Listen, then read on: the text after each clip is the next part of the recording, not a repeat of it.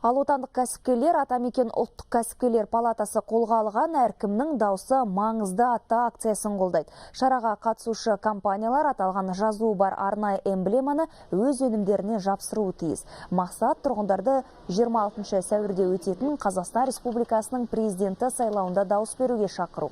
Акцияға атсалысқан алғашқы компаниялардың бірі Астана өнім акционерлік қоғамы. 20 жылға жуық тұтынушыларға сүт өнімдерінің 17 түрін ұсынып келе жатқан кәсіпорын күніне 10 мың тонна өнім шығарады.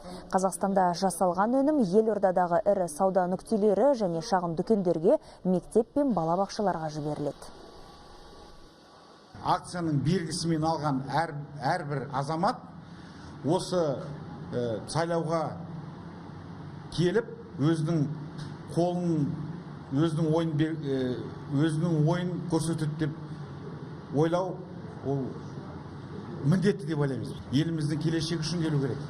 Алдағы уақытта бізді қандай жолмен жүруіміз керек, қайда баруымыз керек, соның осы өзінің ойын осы дауысқа келумен білдіреді деп ойлаймын. Біз елордадағы барлық мекемелерді аралап шығуды жоспарлап отырмыз. Аталмыш акцияны отандық кәсіпкерлердің қолдайтыны қуантады.